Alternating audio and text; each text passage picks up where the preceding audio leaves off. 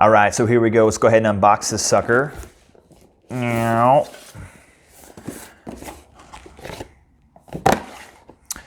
This first thing that you're going to see here is there's a QR code inside of here. I'm not going to open it. You'll see when you get your own, but there's a QR code inside here that'll actually sync your Ring to your phone. That way you can have it on your app, and that's kind of what the whole point of this thing is. So put that aside. The actual device here.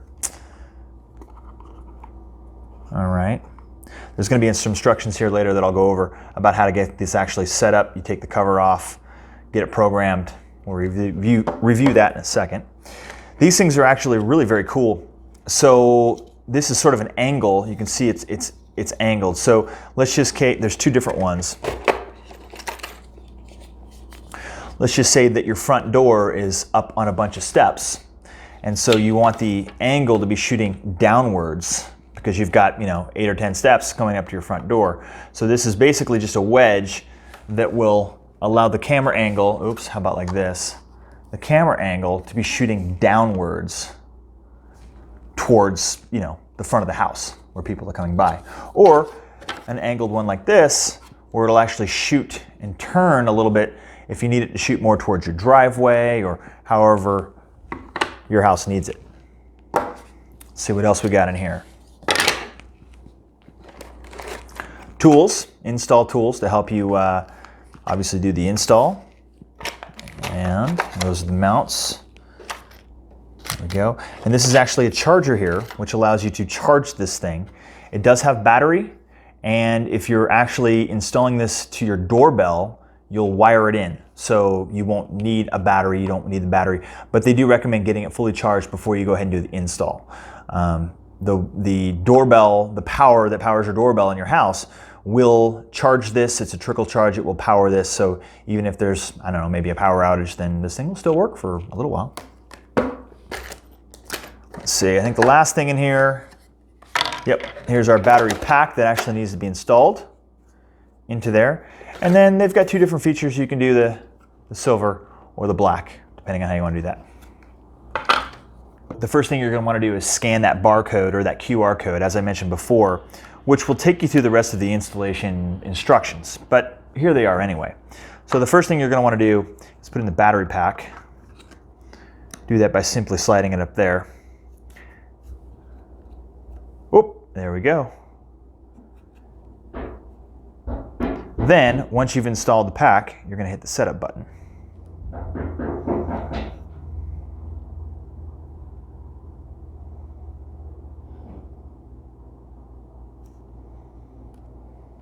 Let's try that again. There we go.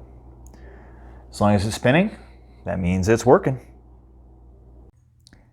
Okay, so after you scan the QR code, put in the battery, it'll prompt you through the setup instructions.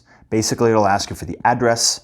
It'll ask you for, to name the location of your Ring doorbell. And then what'll happen is it basically pairs with your phone, and it will also ask you for the Wi-Fi to your house. So you've got to have Wi-Fi to your house set up because it also pairs with that. That's what allows the video and everything to sync up and connect to you.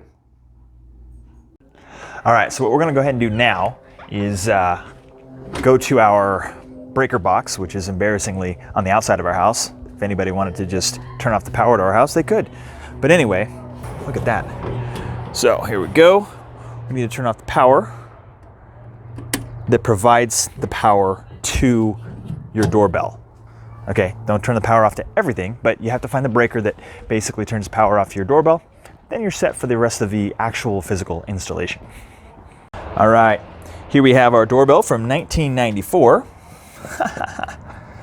We're just going to go ahead and pull this guy out.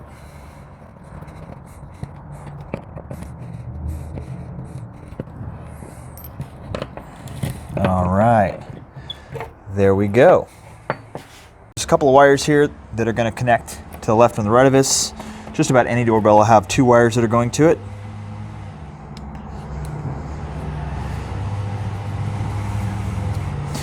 Take that guy off. There we go. Now we have here is the unit itself. There's a couple of screws in the back. You're going to need to loosen these. That's where we're going to seat the wires. We're going to get those guys in there. So it'll look like this. Put these guys in there.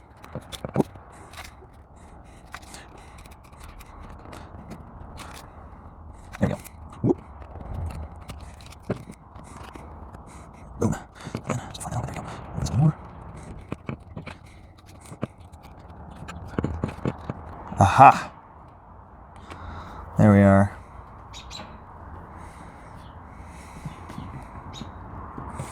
Okay. Now we're ready to actually mount this. And then we do that. Basically do it from this same angle here. Now we're not going to use either of the two wedges for this, okay? We don't need to. Our driveway is nice and level and flat. So we're just gonna go ahead and have this sucker right here pointed just like this. Not only that, but one thing we didn't mention before is there's quite a bit of a wide angle on the camera itself. Okay, here's where I get in trouble, right? Because it's not that I'm lazy.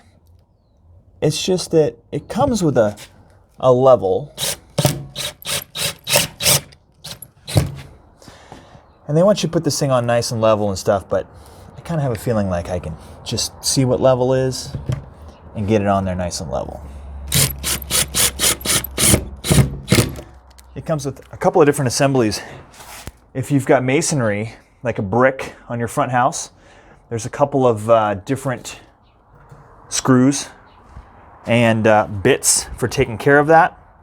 And then, of course, if you're just installing on siding or T111 like this is, some simple wood screws. And they give you a screwdriver, but I mean, why not use a driver, right?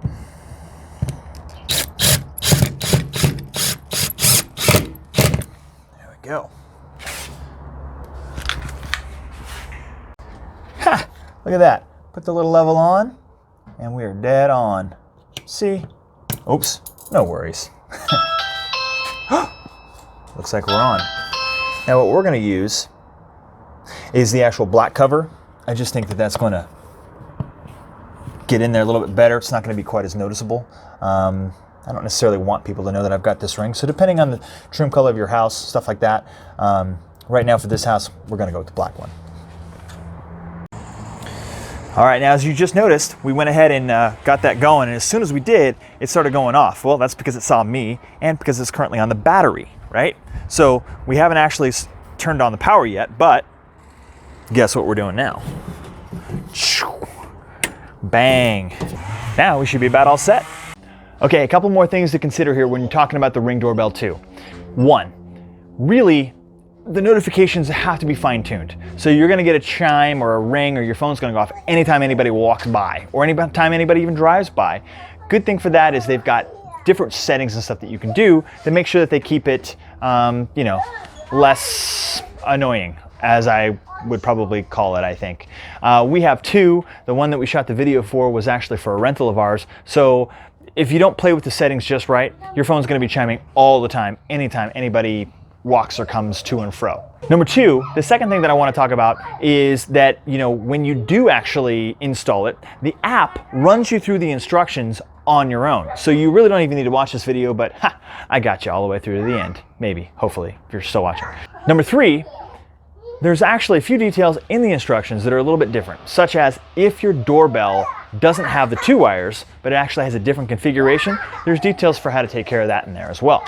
Hey everybody, thanks so much for watching. If you guys like this video, go ahead and click the subscribe button, and then you can go ahead and click on the next video to learn about something else that we did regarding houses or real estate or whatever it is we do.